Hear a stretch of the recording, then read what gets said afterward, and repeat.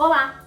Você tem vontade de oferecer seguros empresariais, mas não sabe muito bem por onde começar, qual seguro oferecer para cada tipo de empresa? Nessa live eu converso com um advogado especializado em seguros, Pedro Ivo Melo, e a gente troca várias informações sobre os seguros mais importantes que existem e para quem que eles servem, em que situação eles são importantes, além de outras informações valiosíssimas. Eu quero te convidar para assistir essa live. É 1 hora de conteúdo, mas muito conteúdo. Então, pega papel, pega a caneta e se prepara para ter a sua verdadeira aula de seguro empresarial. Saindo daqui, você vai estar pronto para vender seguro empresarial para quem você quiser.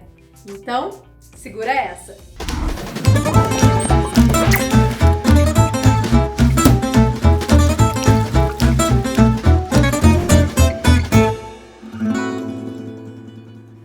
Olá, Pedro Ivo, boa noite, tudo bem?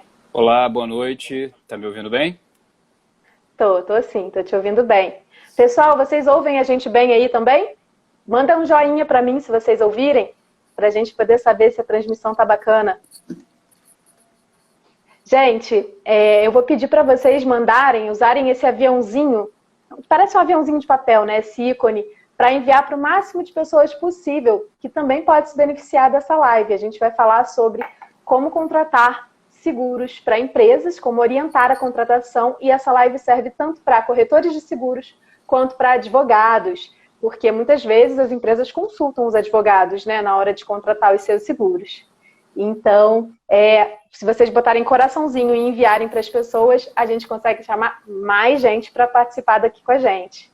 E eu queria que o Pedro Ivo falasse um pouquinho dele, né, se apresentasse aqui para o pessoal. Tudo bem, Pedro Ivo? Tudo ótimo, boa noite. Obrigado aí pelo espaço para a gente poder conversar um pouco.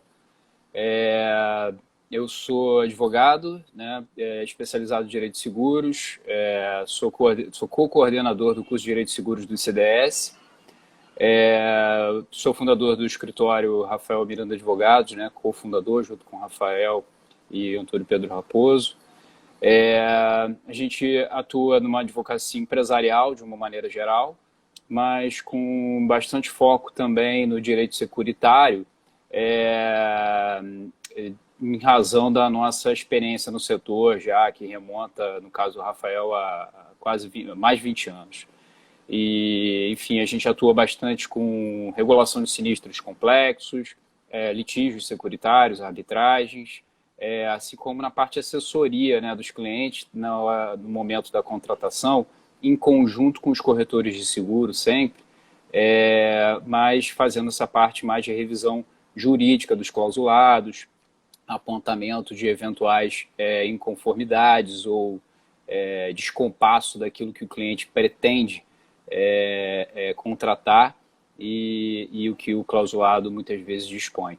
Então, basicamente, nossa atividade do dia a dia é essa. Uma atividade bem complexa e completa, com certeza. Verdade.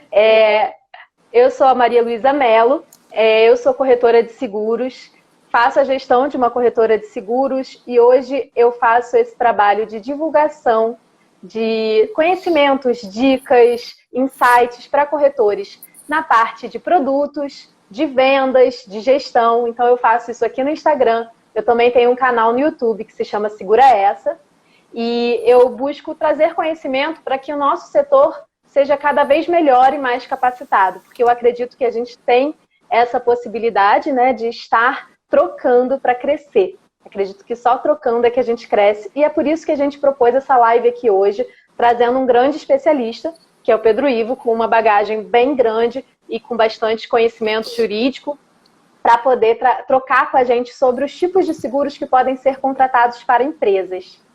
Então, eu queria agradecer aí, estou vendo alguns comentários, né, o pessoal reconhecendo, dando oi. E aí eu queria trazer o nosso primeiro tópico, Pedro Ivo. Vamos lá. Vamos lá. Primeiro seguro de empresas que a gente tem que falar, que é obrigatório, é o que a gente chama no mercado de seguro empresarial, né? Que é o seguro patrimonial ali da empresa, é o seguro compreensivo empresarial. E esse seguro vai ter ali como cobertura básica a estrutura predial daquela empresa, né? Então, incêndio, raio, explosão, e vai ter um monte de coberturas acessórias, Você pode contratar, por exemplo, danos elétricos, despesas fixas, aluguel.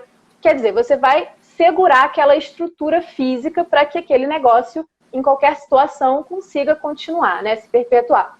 E aí eu queria saber, Pedro Ivo, o que a gente não pode deixar de prestar atenção na hora de contratar um seguro compreensivo patrimonial? Tem alguma especificação?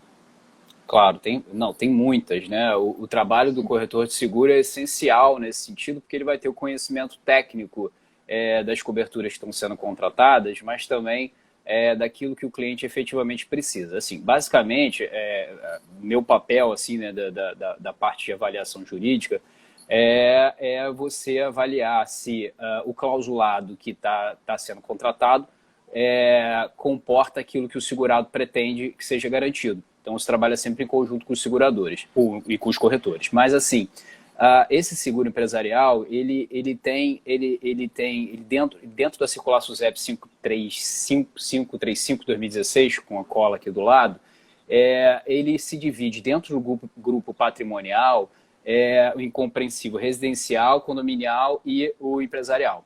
Como você falou, tem a cobertura básica de incêndio, raio e explosão. É o antigo seguro de incêndio, né, que agora ganhou esse nome de seguro compreensivo empresarial, e essas coberturas adicionais. O que é importante o segurado ficar atento? Ao valor em risco. E muitas vezes o montante que ele acha que está contratando por ser suficiente, para ser suficiente em casos de sinistro, muitas vezes não é, porque ele considera muitas vezes o valor de avaliação de determinado bem, do seu estoque, maquinário e etc., quando no momento da regulação de um eventual sinistro, não se vai considerar esses critérios propriamente dito, mas outros, né? Especialmente, mais do que tudo, o valor em risco declarado na apólice. Então, é muito importante que o segurado tome cuidado ao contratar esse seguro em não declarar valores em risco menores do que o que efetivamente esses bens valem, justamente para que ele não incorra no risco de entrar na chamada cláusula de rateio e assim ter que ratear junto com a seguradora, participar junto com a seguradora dessa declaração menor. Esse é um ponto de importância no momento dessa contratação, justamente porque corre o risco de que, no momento do sinistro, você não receba uma indenização em valor suficiente para a reposição do seu estoque, do seu edifício, do seu maquinário e de sua matéria-prima, e com isso corre o risco, inclusive de você não conseguir voltar às suas atividades, né? Coberturas importantes também de se olhar, são mais caras, mas importantes, lucros cessantes, aluguéis, esse tipo de coisa que no momento de um sinistro você vai ter, vamos dizer assim, despesas extraordinárias ou não que você não previa, né? E que uma pólice mal contratada pode não te dar cobertura suficiente para que você saia daquele momento de aperto. É o famoso barato sai caro, né? É isso aí. Esse tipo de situação é muito comum, porque quando a gente está abordando o cliente na venda, o cliente, ele muitas vezes quer chorar preço. Ele quer dizer, não, reduz aí essa cobertura, não precisa disso tudo. Mas, gente, a gente não pode comparar a estrutura física de uma empresa, né, que a gente está falando ali, que provavelmente tem muitas máquinas dentro, e aí, dependendo da empresa, estou falando aqui de um escritório comum. Mas se você for falar de uma fábrica ou de uma empresa de outro tipo que tem estoque, aí você está falando de muito mais variáveis. Mas pensando até num escritório comum, PME, pequena e média empresa, tranquilo. Gente, é diferente de uma casa, porque existem os bens ali dentro. Vai ter um servidor, vão ter os computadores, vai ter toda a estrutura de móveis, né? Se tiver obra de arte também, às vezes alguns escritórios, né, tem obra de arte lá, tem que ter cobertura também certinha, porque senão... A cobertura, desculpa te interromper, inclusive, você falou em computadores, a cobertura, por exemplo, de danos elétricos é adicional. Então tem que se tomar cuidado, porque senão você fica sem cobertura. Por exemplo, uma hipótese de um dano, de um sinistro com causa elétrica, causa danos elétricos. Exatamente. Então, isso tudo tem que ser levado em consideração na hora de fazer a contratação da pólice. E o corretor precisa orientar ali aquele segurado, porque muitas vezes ele fala, não, isso é só de praxe, isso é só por desencargo de consciência, e não é. É o patrimônio dele que está em risco. E hoje em dia tem até como fazer o seguro empresarial considerando os equipamentos da empresa que estão em home office emprestado com funcionários. É uma coisa nova que vem sendo lançada recentemente, né? Mas que é bem interessante, porque a gente tem essa situação agora da pandemia, né? Mas o que se tem como tendência aí para frente é que muitas empresas acionem esse modelo misto, né? De parte de home office, parte na empresa ou até o home office. Então a gente também tem essa possibilidade. E isso que você falou é importantíssimo, porque uma das grandes discussões que a gente tem no dia a dia das disputas e da regulação de sinistros é justamente o local segurado, né? Via de regra, o local segurado é onde se desenvolve as atividades da empresa. E então, essa cobertura que você falou, por ser adicional e específica, ela foge à regra de que o dano tenha que ocorrer no local segurado, né? Porque, ou melhor dizendo, a residência dos funcionários em home office passa a ser local segurado também. Muito interessante, não conhecia. Bacana. E um outro seguro que, às vezes, né, tem até uma cobertura aí no seguro patrimonial, essa cobertura, mas ele é um ramo totalmente separado. É o seguro de responsabilidade civil. Então, no patrimonial, a gente tem a opção de contratar uma responsabilidade civil para se alguém sofrer um acidente dentro da sua empresa, né, uma coisa menor, mas existe o seguro de responsabilidade civil, vários tipos, né, dentro do ramo de responsabilidade civil. E um ramo que eu queria começar a falar aqui é o ramo de E&O, que é erros e omissões, né? É um seguro de responsabilidade civil do profissional. Esse seguro, ele é muito relevante porque ele pode ser contratado para pessoa física, né, do profissional liberal, ou até mesmo na pessoa jurídica, ali, quando a gente está falando de empresa, de um consultório médico, de um escritório de advocacia e etc. E é um seguro que muitas vezes as pessoas negligenciam, mas que é muito importante. Vamos falar um pouquinho das coberturas desse seguro, Pedro Ivo? Esse é essencial para todos nós, prestadores de serviço, né, no qual se enquadram corretores de seguros, médicos, advogados, enfim, todos que lidam prestando serviço para consumidores ou que têm na sua relação contratual base com clientes o Código de Defesa do Consumidor incidente sobre essa relação, tem um risco altíssimo. A todo momento você pode errar. Como você postou num vídeo desses, num vídeo dia desses, né, do E Agora José, né, é exatamente aquilo. Recomendo que o pessoal veja e assista esse vídeo, porque é exatamente isso. Às vezes isso acontece do profissional liberal errar no exercício da sua atividade, cometer algum erro, naturalmente um erro por negligência, imperícia, imprudência, né? Nunca estamos falando de dolo não tem cobertura securitária para nada, né? Então, aconteceu de errar, esse seguro ele justamente garante a responsabilidade civil do prestador de serviço em razão de reclamações no sentido securitário, ações, pretensões indenizatórias de seus próprios clientes, né? Então, ele tem como objetivo proteger o patrimônio do prestador de serviço contra essas pretensões de terceiros, né, de clientes ou outros terceiros, que em razão da prestação dos seus serviços. Basicamente é isso. É importantíssimo para a atividade. Eu diria que é um seguro que vai se tornar, com o tempo, essencial, porque nessa sociedade que a gente vive de massificação do litígio, quase que incentivo do litígio, qualquer coisa as pessoas estão ajuizando a ação e tal, corre o risco de inviabilizar a atividade daquela empresa, dependendo do porte, se você não tiver um bom seguro de E&O, então, ou erros de omissões, né? Então, realmente é um produto muito importante, é um produto na minha opinião, pouco comercializado ainda no Brasil, ainda não está incutido na mentalidade do empresário brasileiro, principalmente do prestador de serviço, que é um segmento enorme da atividade econômica brasileira, a necessidade de se proteger contra pretensões de terceiro, né? Então, e mais importante, seus próprios clientes, né, muitas vezes. Então, é um seguro que realmente se mostra essencial para que o profissional liberal, o prestador de serviço, possa exercer suas atividades com tranquilidade.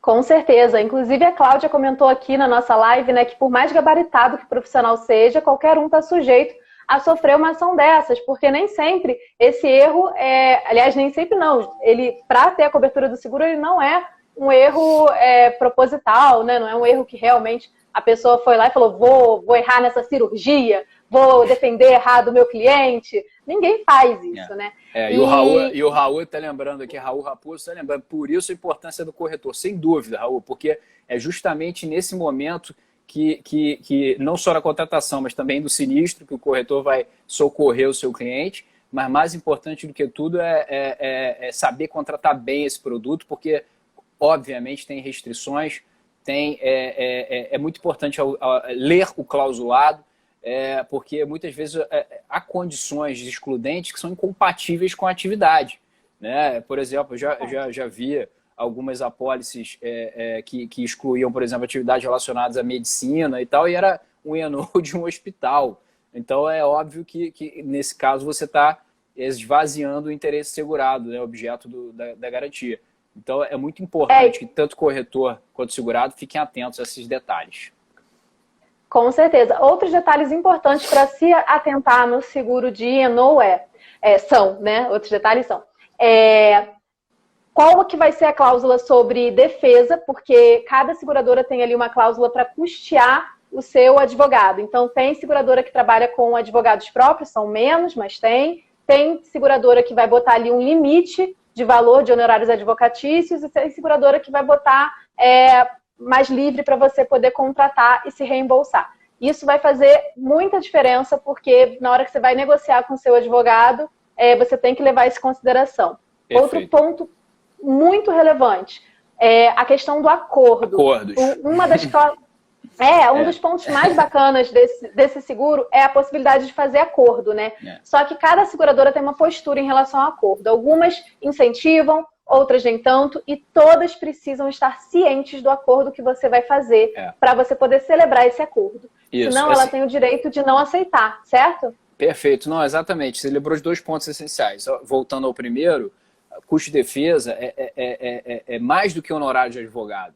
São todos os custos relacionados à defesa. Então, se você precisar, por exemplo, de uma discussão de responsabilidade civil médica, você vai ter uma perícia, provavelmente, nessa ação judicial, né? Então, os custos, tanto do perito do juízo, quanto do seu assistente técnico, que é, vamos dizer assim, é o perito que vai te apoiar, né? Que não é o perito do juízo, eles estão, sim, esses custos estão garantidos, via de regra.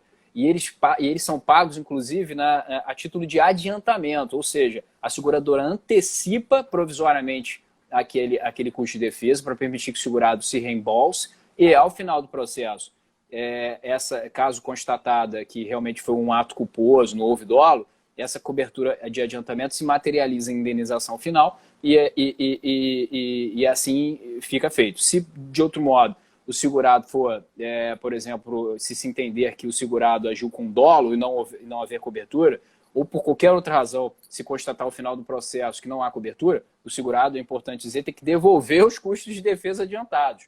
Então, é um adiantamento, é um pagamento provisório. E sobre o segundo ponto que você falou, no que diz respeito aos acordos, a lei estipula, o Código Civil estipula, o artigo 787, parágrafo 2º, que, via de regra, o acordo tem que ser feito com prévia anuência do segurador. Via de regra, porque a jurisprudência, às vezes, comprovando que esse acordo foi muito benéfico para o segurador, que seria feito de qualquer forma, e que, por alguma circunstância, o segurado não pôde obter essa anuência, admite-se como exceção, né, que esse acordo seja pago pelo segurador, independentemente de prévia anuência. Mas não recomendo que assim o faça. É importante que, avisado o sinistro e avisado o ajuizamento da reclamação, a seguradora fique informada de tudo, inclusive que ela tem o direito de participar da sua defesa. Você pode denunciá-la lide, né? É um remédio processual que você chama a seguradora para dentro do processo para ela te ajudar na defesa. Então, é importante que ela participe de tudo, fique ciente de tudo e que, se for fazer um acordo, avisa a seguradora, pega a prévia anuência para poder, inclusive, fazer com que ela pague diretamente a vítima. É muito melhor, nos limites do contrato. Com certeza, isso foi até o Raul colocou aqui, importantes limites do contrato. Gente, qualquer acordo que seja feito ou qualquer processo, mesmo que a condenação seja um valor ali acima do que foi contratado, a obrigação da seguradora é só até o limite contratado. Se extrapolar o limite contratado, a obrigação é do próprio profissional ou da própria empresa, né, que está sendo ali julgada naquela ação. Então, é muito importante a gente colocar um limite certo. Como que eu vou saber qual é o limite certo para o meu cliente? Isso é relativo. Mas o que a gente usa muito como parâmetro é qual é o ramo de atuação do seu cliente? Quais as ações que existem ali, quando geralmente tem coordenação, qual é mais ou menos o valor que dá? Qual que é o perfil socioeconômico do cliente do seu cliente? Né? Porque muitas vezes a gente está falando de indenizações que, por exemplo, de um cirurgião plástico que atende celebridades, você tem um dano estético ali, um dano moral em cima que vai ficar altíssimo. Então, você não pode trabalhar com um limite baixo. Mas se você está trabalhando, de repente, com um profissional de outro ramo, que tem um perfil socioeconômico de cliente que não vai gerar condenações tão altas, ou que aí você pode trabalhar com outros limites. A definição do limite, ela vai muito de um estudo que o corretor tem que fazer do perfil daquele cliente e do perfil de profissão também, né? E aí, esse estudo não tem jeito, gente. Tem que sentar e estudar e fazer para o cliente. Realmente, não tem fórmula mágica. Vários critérios. Faturamento, no caso de profissionais de advocacia, quantidade de processo, trabalho contencioso de massa ou não, são vários fatores que aumentam ou diminuem o risco. Exatamente. E aí, veio uma pergunta aqui, Pedro Ivo, sobre o D&O. E o D&O é importante? É uma letrinha que muda, né? D&O, E&O, mas muda totalmente muda tudo, na prática.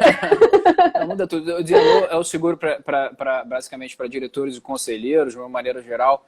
Ele garante a responsabilidade civil por atos de gestão, tá, de conselheiros e diretores de empresas, mas também expande-se essa cobertura para qualquer profissional que, mesmo não sendo, qualquer funcionário que não sendo diretor ou conselheiro, promova atos de gestão, né, participe da administração da empresa. Hoje em dia, inclusive, é muito comum você ter a cobertura estendida até para empregados que não promovam atos de gestão, nada, né, o famoso chão de fábrica, como a gente diz, mas que por alguma razão esteja no polo passivo junto de algum diretor. É um seguro complexo, normalmente só empresas de capital aberto aqui no Brasil, né, pelo menos, que tem contratado, tem conseguido oferta no mercado.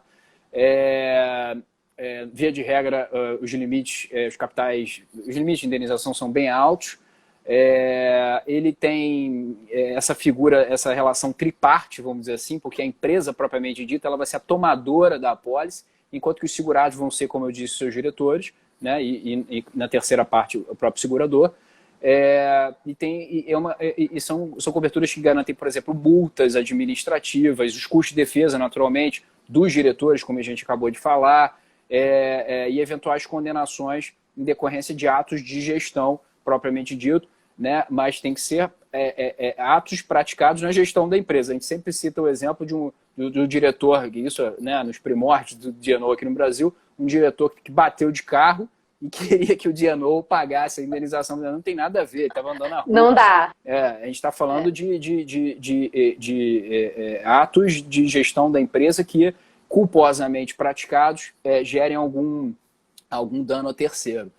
E isso, por terceiro, no seguro D&O, você entende tanto pessoas físicas como autoridades regulatórias, né, no caso CVM ou Bacen, né, os órgãos reguladores das atividades daquela determinada empresa, cujas legislações, né, sempre prevêem algum tipo de penalização do diretor ou do conselheiro, enfim, do gestor, melhor dizendo, pessoa física.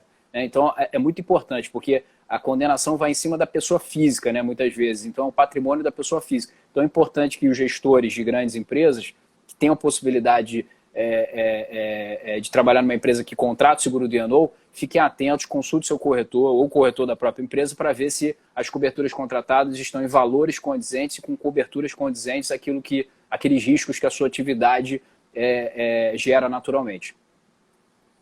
É essencial, né? Tem muito diretor, muitas pessoas desses cargos que, inclusive, condicionam a contratação né, ser contratado na empresa, a ter um seguro desse para resguardá-lo, porque são decisões muito importantes. E como o Pedro Ivo bem disse, para empresas menores acaba não sendo tão comum, porque muitas vezes as empresas menores vão ter ali naquelas funções de grande tomada de decisão os próprios sócios, né? E aí eles acabam não tendo essa demanda, mas se for preciso, é possível fazer um estudo no mercado. Só que a gente fala aí de uma tendência maior, até pela aplicação, né, desse seguro, de ser feito para empresas que são sociedades anônimas, né? E normalmente, né? É muito... Normalmente. Inclusive, a circular SUSEP 553, se eu não me engano, que é que regula o seguro de D&O, ela prevê, em tese, a possibilidade do próprio diretor contratar um seguro para si. Não precisa nem da empresa, mas eu nunca vi. Mas, em tese, é possível. Sim, sim. Bacana isso, né? E aí existem outros seguros de responsabilidade civil, né? A gente tem aí o RC Operações, riscos ambientais, a gente tem vários seguros de responsabilidade civil para atividades específicas, né? E também gerais, mas aí vão variar muito. E a gente aqui nessa live não vai entrar muito no detalhe desses, porque a gente entraria em ramos muito específicos que não seria interessante para o todo no momento. A gente pode entrar numa outra oportunidade, né, para falar desse assunto, mas é importante a gente saber que a gama de seguros de responsabilidade civil é muito grande e o ideal é que o corretor, na hora que é abordado por algum cliente que queira algum que seja muito específico, com o qual ele nunca tenha trabalhado, que busque estudar tudo isso, né? Busque uma orientação. Às vezes, até mesmo dentro das seguradoras, existe o especialista daquele produto que pode ir com você na visita, que pode te orientar. E isso é muito importante, porque a gente tem uma responsabilidade séria, enquanto corretores, de orientar corretamente o cliente. Então, assim, não adianta a gente fazer coisa, às vezes, né, afobado e colocar uma cobertura qualquer, porque seguros de responsabilidade civil são extremamente importantes, inclusive puxar a orelha aí do corretor que ainda não tem o seu, tá? O seu I&O, que é o seguro de responsabilidade civil. Tanto seu pessoal quanto da empresa. Por quê? Tem que ter. Gente, se tiver um erro, como o Pedro falou, eu fiz um vídeo falando sobre os riscos, sobre esse seguro, né, de responsabilidade civil que está no meu Instagram, e fiz também um que está no meu canal do YouTube, o Segura Essa, em que eu falo sobre esse seguro para profissionais liberais, para os seus clientes profissionais liberais. É importante a gente ter esse seguro e se resguardar. Aquela velha história, né? Casa de ferreiro, espeto de pau, né? Então, importante. Mas os seguros de RC, via de regra, eles se separam, segmentam, vamos dizer assim, muito bem, né? Nos grandes riscos, são esse que você falou, o próprio T&O, RC geral, né, que tem a cobertura de operações, vamos dizer assim, os riscos ambientais, são esses grandes sinistros, né, que a gente trabalha, mas que realmente tem uma contratação muito limitada, são clausulados complexos e muitas vezes não, caríssimos sempre, né, prêmios altíssimos, e que tem realmente um espectro de comercialização mais limitado, né? Você vê, via de regra, 4 ou 5 grandes corretoras que costumam praticar a venda dessas apólices. Sim, sim. Mas isso não impede você de entrar, né? Isso aí é aquela coisa. Não. Existem os grandes que estão comercializando, mas se a gente se especializar... E eu falo muito isso, Pedro, sobre nichar, né? Porque muitas vezes o corretor ele quer atender tudo. Mas, às vezes, quando ele encontra um nicho ali e aquele nicho é promissor, aquilo faz tanta diferença porque ele começa a se especializar e a virar autoridade naquele assunto. Sim, e a partir daquele momento, às vezes, não importa se a outra corretora é grande. Às vezes, a grande não está dando a atenção que o pequeno, que é especializado, está dando. Não tem a mesma agilidade, não tem o mesmo expertise. Então, é importante a gente escolher um ramo para se especializar naturalmente. A tendência é que a gente escolha um ramo que a gente tem mais relacionamento e consegue fechar mais negócios no primeiro momento, né? Mas também um ramo que a gente tenha afinidade. E eu queria entrar aqui, entrou uma pergunta interessante, Pedro, pedindo para a gente comentar Cyber Risks e LGPD. Vamos fazer um comentário rápido sobre isso antes da gente entrar no seguro de pessoas? Eu nem tinha visto a pergunta e você falando, eu ia comentar justamente Cyber Risk, quando você falou de segmentação da comercialização de seguros, que é um exemplo. A gente tem visto aí alguns corretores se especializando no Cyber Risk, que é um seguro super da moda, vamos dizer assim, tal como o D&O, porque realmente o Brasil, a gente tem inclusive lá no ICDS, vi que o Fábio e a Silvia entraram aí, tem um curso justamente sobre esses riscos cibernéticos, assim, porque o Brasil tem sido se não o maior, um dos maiores índices de cyberattacks, vamos dizer assim, né, de golpes cibernéticos de uma maneira geral, e cada vez mais as empresas também vão começar a sofrer esse tipo de golpe, né? Basta que um funcionário abra um e-mail lá com determinado malware, que aquilo vai se espalhar no servidor e a empresa inteira vai parar. A gente costuma sempre contar uma história de um escritório enorme de advocacia americano, que a gente ia fazer uma reunião e ele tinha recebido no dia anterior um desses prêmios de classificadora de escritório, de melhor escritório de cyber risks, de cyber, né? De propósito, os hackers foram lá e invadiram os caras no dia seguinte. Ou seja, ninguém conseguiu entrar nem na roleta do escritório e ele tem em vários lugares do mundo. Então, é realmente sério. O Raul está lembrando aqui o caso da Light, é verdade. Então, assim, o que denota o risco dos riscos cibernéticos, justamente, é a criatividade do fraudador, dos hackers. Eles vão ficar inventando cada vez mais coisas. Então, o cyber risk é um segmento que é greenfield, como a gente fala ainda, né? É zero, não tem ninguém... Oceano Azul, É Oceano Azul, não tem ninguém... praticando, claro que os grandes corretores praticam, mas assim, não necessariamente são especializados nisso, pelo contrário. Então, tem muito espaço ainda para o corretor de seguros se especializar em cyber risks e cada vez mais eu acredito que essas apólices vão se popularizar com limite de cobertura mais baixo. Agora, com a entrada da LGPD, como você falou, isso vai ser essencial. As empresas vão ter uma responsabilidade enorme pelo gerenciamento de dados dos seus clientes e de terceiros, e inclusive com multas pesadíssimas, e muitas vezes essa policy de cyber risk vai cobrir, se não tudo, pelo menos parte dessas despesas. E mais importante, ao contratar o cyber risk, muitas vezes o corretor, e junto com o segurador, faz uma verdadeira análise da questão dos softwares e do hardware, né, das proteções que o cliente tem nas suas instalações em níveis de firewall, né, firewall e essas partes de proteção da segurança da informação, que torna o risco ainda menor. Então você ainda ganha um upgrade, vamos dizer assim, em níveis de proteção das suas atividades e ajuda muito, sem dúvida alguma. Faço seguro e ganho uma consultoria de proteção de dados.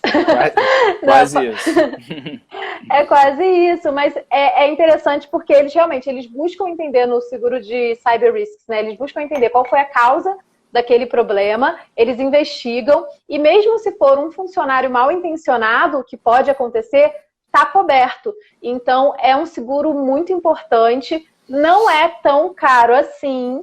E muitas pessoas, né, elas ficam com medo, não vou nem cotar o cyber risk porque é muito caro. Não, cota, principalmente a gente está falando aí, às vezes, de negócios grandes, mas negócios menores também têm esse risco, não tem tamanho para ter esse risco. Então, o cyber é um risco importante, quem se especializar e sair na frente e anunciar e oferecer, né, porque tem que oferecer. Às vezes você fala, não vou oferecer isso para o meu cliente porque ele não vai estar pensando nisso, mas às vezes ele está pensando. Às vezes ele tá precisando de um estímulo para pensar nisso. E aí você, chegando com a argumentação correta, você consegue fechar aí uma venda. É um produto muito novo, a maioria das pessoas nem conhece. As pessoas mal conhecem seguro, vai conhecer cyber risk. Então, e está todo mundo com risco diariamente. Basta abrir seu e-mail, seu celular, que você já está no risco. É verdade.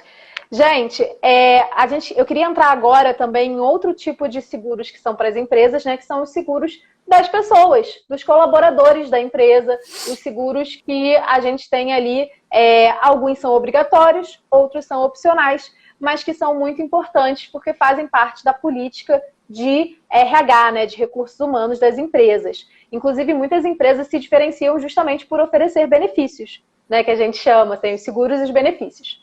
O seguro de vida tem aquele seguro de vida que geralmente existe uma exigência na convenção coletiva e aí vai depender de acordo com cada classe. E é um ótimo filão para se explorar quando existe essa obrigatoriedade, porque é um seguro que aquela empresa tem que ter, não tem para onde fugir, e aí quem ofereceu o melhor custo e o melhor serviço, né, porque tem o serviço de pós-vendas envolvido, vai conseguir. E existem os seguros ainda que são opcionais, né, e os benefícios também. Então a gente tem plano de saúde, em algumas categorias é obrigatório, em algumas é opcional. Plano odontológico, a mesma coisa. Você poder fazer o upgrade do seguro de vida e contratar coberturas a mais, né, o funcionário poder contratar aquilo e descontar em folha. E muitas vezes, muitas empresas pensam, eu não tenho dinheiro para dar plano de saúde para o meu funcionário, esquece isso.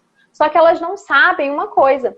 Quando o plano de saúde é feito pelo CNPJ, ele é bem mais barato do que a opção de contratação na pessoa física ou do coletivo por adesão. A diferença chega a ser em torno de 40% mais barato. Então, você só de oferecer, emprestar, a gente fala, né, brincando assim, emprestar o seu CNPJ para o seu cliente, para o seu funcionário ter um plano de saúde, você já está fazendo com que ele economize um dinheiro e já está oferecendo um benefício. Se você pagar parte desse plano ou o plano inteiro, aí é o melhor dos mundos para o funcionário, mas a gente sabe que a realidade das empresas varia. Então, como corretora, nossa obrigação é oferecer, mostrar para o empresário esse benefício que ele tem que oferecer, né, para o seu funcionário. E existem uma série de coberturas. E existe também o seguro de vida, né? O seguro de vida, ele tem ali aquela convenção coletiva que geralmente é um valor que não é suficiente, né, baixo e que vai ter uma cobertura mais básica.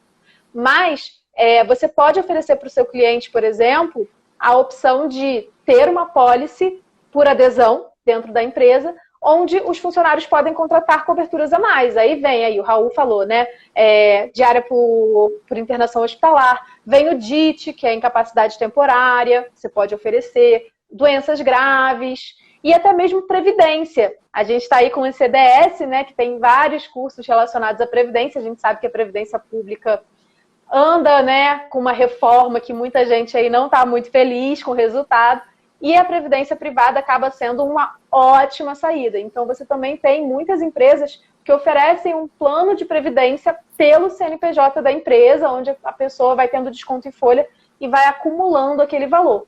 Então, existe uma série de benefícios, né? E aí, Pedro Ivo, eu queria que você falasse um pouquinho sobre essa questão, né, da obrigação de oferecer os da convenção coletiva, juridicialmente, né? Como que isso funciona, essa obrigação vale de fato ou é só para inglês ver, né? Tá só no papel, mas ninguém fiscaliza. Basicamente, desculpa, completa. Falar sobre isso e também sobre a questão de poder fazer do desconto em folha, né? Como é que é isso, desconto em folha, se isso implica em algum problema para a empresa, porque muita empresa não gosta de fazer desconto em folha a princípio. Não tem nenhum problema de desconto em folha, é absolutamente lícito.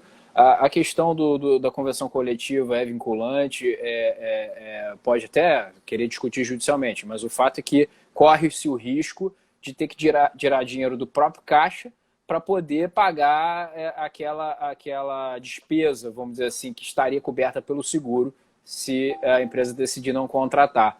Então, via de regra, é exatamente isso que você falou. Tem vários benefícios para as empresas, né? Vamos dizer assim, não só do ponto de vista subjetivo, né? de satisfação dos seus funcionários, que realmente vão pagar um seguro. Pode claro, né? Se houver algum tipo de coparticipação, né? de co-contribuição, melhor dizendo, entre os funcionários e a empresa. E permite também que você proteja seu caixa em caso de algum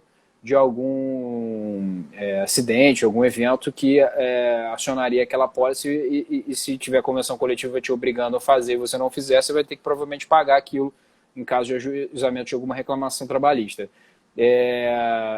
O pessoal aqui da DHI Seguros, lembrando aqui, inclusive, muitas empresas confundem o RC Empregador com o seguro de vida. São coberturas de seguros diferentes, importante alertar. Verdade, é absolutamente distinto. O RC Empregador é uma apólice no âmbito de apólice uma cobertura no âmbito de apólice de responsabilidade civil, que não tem nenhuma relação com vida. E é importante que o corretor esclareça essas diferenças para o segurado e alerte desses riscos que são patrimoniais, vamos dizer assim, né, vão impactar diretamente no caixa da empresa, para que permita-se garantir a segurança da atividade, tal como o exemplo que a gente deu mais cedo de falhas na prestação do serviço. Podem, de fato, inviabilizar a atividade da empresa dependendo da gravidade do sinistro. Imagina um empregado, por exemplo, que de uma atividade que tem obrigatoriedade pela convenção coletiva e que tem que ficar internado. Quebra, uma UTI, alguma coisa assim. Então, é muito importante que o corretor, né, oriente o cliente nesse sentido e mostre esses riscos. Do contrário, pode ter prejuízos financeiros muito grandes para a atividade do cliente, do segurado. Com certeza. E essa questão, né, de vou bancar o risco, né? Tem empresas que falam, não, aqui eu banco o risco, aqui eu não faço o seguro. Existe essa possibilidade? Até existe, né, da empresa assumir desde que, como o Pedro Ivo falou já, né, quando chegar o momento em que esse funcionário venha a falecer, no caso de um seguro de vida, por exemplo, ele indenize aquela família. Mas isso gera um impacto financeiro para a empresa muito grande, né? E se a empresa não puder, né? O Raul está falando do caso Sendas, né? Que foi salvo pelo seguro de tumulto, uma invasão, né, ao supermercado.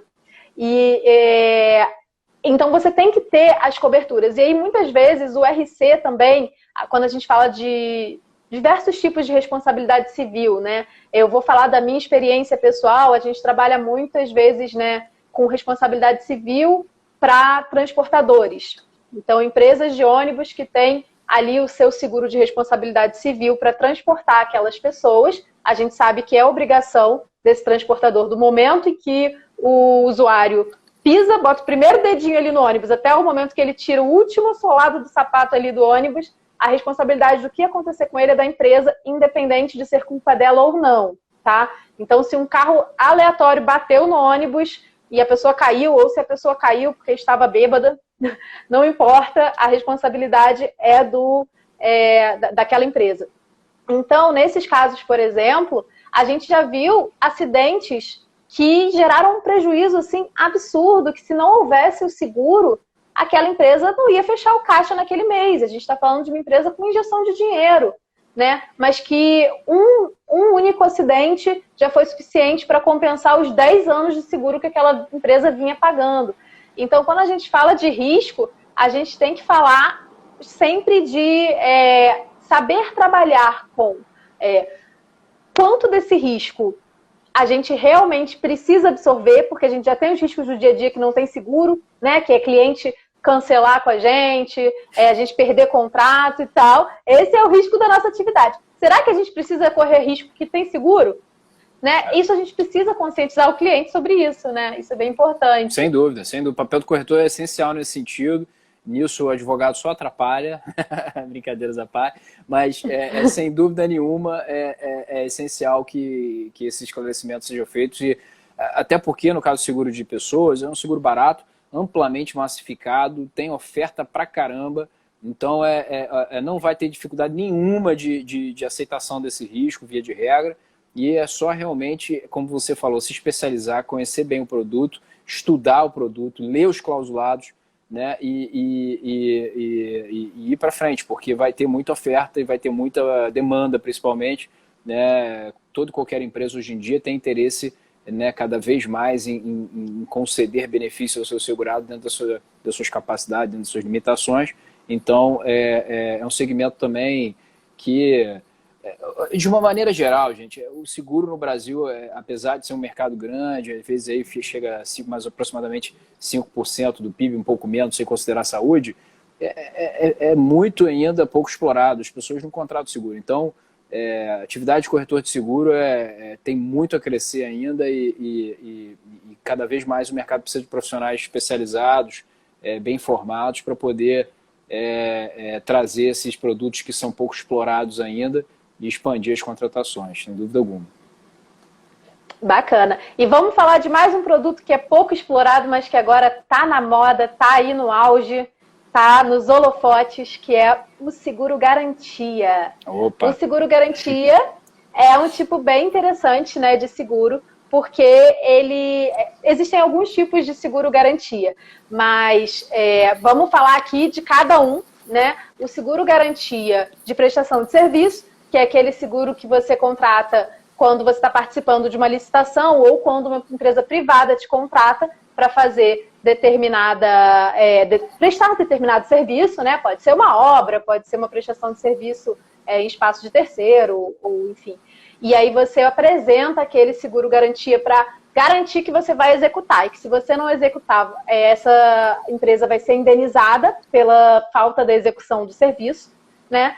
E tem o seguro-garantia, existem outros, muitos outros, mas eu vou falar de dois aqui. E o seguro-garantia judicial, que agora está muito em pauta, que é o seguro-garantia que serve para substituir qualquer valor que que seja exigido, que seja depositado em juízo. Em vez de você depositar o valor ou dar um bem em penhora, você apresenta ali um seguro-garantia para poder garantir isso. E eu queria que o Pedro Ivo comentasse um pouco sobre os acontecimentos recentes aí nessa área. Nossa, tá muito, muito agitado, você tem toda a razão. O seguro-garantia, basicamente, é mais um que tem uma relação triparte. Ele objetiva, você tem um tomador, que é quem está, vamos dizer assim, quem é a parte do risco, né? Você tem o segurador, naturalmente, o segurado que vai ser o beneficiário daquele serviço, daquela obrigação que está sendo prometida se executar. Então, basicamente, ele objetiva isso. Eu me obrigo perante você a fazer algo. E o segurador vai garantir que, se eu não fizer, ele fará para você e exercerá o direito de regresso contra mim, que deveria ter feito e não fiz. Né? E para garantir o segurador, via de regra, tem que dar um contrato de contra-garantia, né? Para permitir que o segurador, ao exercer o direito de regresso, possa satisfazer. Então, o segurado, no caso do seguro-garantia, ele inclusive não tem a obrigação nem de pagar o prêmio. Né? Quem paga o prêmio, no exemplo que eu dei, sou eu, que me obriguei a cumprir aquela determinada obrigação. E com essa explicação genérica, você amplia, você aplica isso para qualquer atividade, basicamente, né? Como você falou, fiança locatícia, obrigações judiciais, de uma maneira geral, que eu tenho obrigação de pagar determinada condenação se assim acontecer, se eu for condenado, ou se eu tenho que garantir uma execução, né? Garantir uma execução fiscal, uma execução trabalhista, muito comum.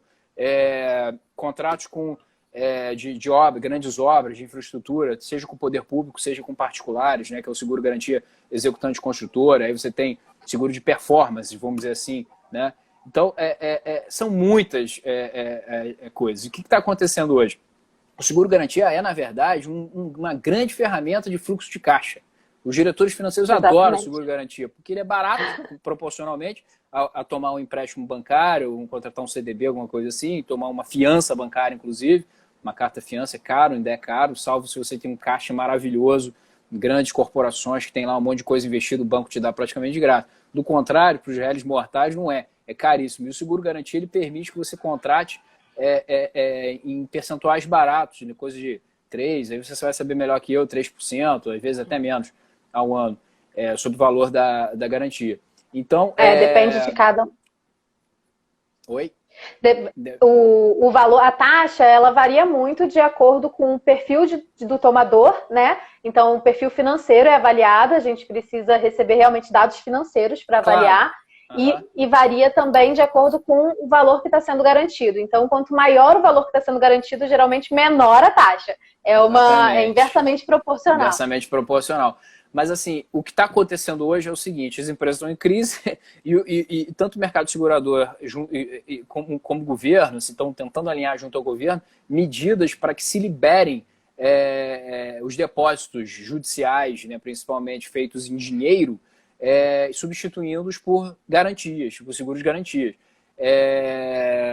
O que injetaria literalmente bilhões de reais na economia para dentro dessas empresas, dezenas de bilhões, e daria um solavanco no mercado segurador, né, desse segmento de seguro-garantia, como nunca antes visto, e atrairia os resseguradores cada vez mais para o Brasil, porque são importâncias altíssimas, né, são valores altíssimos, permite também que melhore o fluxo de caixa da empresa, como eu falei, né, da empresa que está substituindo, está pegando dinheiro de volta, que estava lá parado numa conta judicial do Banco do Brasil, da Caixa Econômica Federal, rendendo uma porcaria, uma coisa menor que a inflação, às vezes, e botar o dinheiro para produzir, para gerar emprego, para pagar os tributos, para fazer as coisas, e permitindo, em contrapartida, que a atividade seguradora, né, securitária, cresça. E eu estou falando aqui de uma maneira macro, mas qualquer empresa hoje em dia tem execução fiscal, não são só realmente as grandes apólices vão ser das grandes empresas, mas esse mercado para o corretor é outro que eu considero muito, muito pouco explorado e vai ter muita oferta de serviço por duas razões. Existe um projeto no Senado já aprovado na Câmara. Na verdade, existe um na Câmara, outro no Senado, mas enfim, existem projetos de lei que pretendem alterar um pouco o seguro-garantia, principalmente aquele que eu falei, executante construtor, de licitações e tal, e vai permitir que a seguradora literalmente entre na obra e termine o serviço. Isso é maravilhoso porque vai permitir que as obras sejam concluídas, apesar de haver inadimplemento do tomador. Isso é bom para o Brasil, vamos dizer assim, né? E é muito bom para o mercado segurador, porque vai começar a surgir mais desse tipo. A gente está falando de licitações que são grandes, mas tem licitações super pequenas, né? E não é só de obra, é de qualquer tipo de concessão de serviço e etc. e tal. E a segunda razão é uma que foi anunciada essa semana: o BNDES vai começar, segundo o seu presidente, a oferecer crédito para vários segmentos de atividade, fomentando mesmo mais uma linha de crédito através de seguro-garantia. Eu não sei ainda muito bem como é que isso vai funcionar, mas qualquer coisa que o BNDES bote o dedo pode ter certeza que é grande. Então vai também dar um bom incremento aí no mercado segurador da área de seguro-garantia por conta dessa atividade. Eu acho que é um produto que tem muito a crescer no Brasil e é importante se estudar, porque vai ter bastante adesão, com certeza. É uma ótima opção financeira para os clientes. Bacana, olha. E realmente não é só para processos grandes, para obras grandes, para contratos grandes, né? Às vezes até mesmo contratos menores precisam ali da apresentação da garantia e em vez de fazer a fiança bancária, como o Raul falou lá em cima, né? Que exige um monte de colateral. O que é colateral?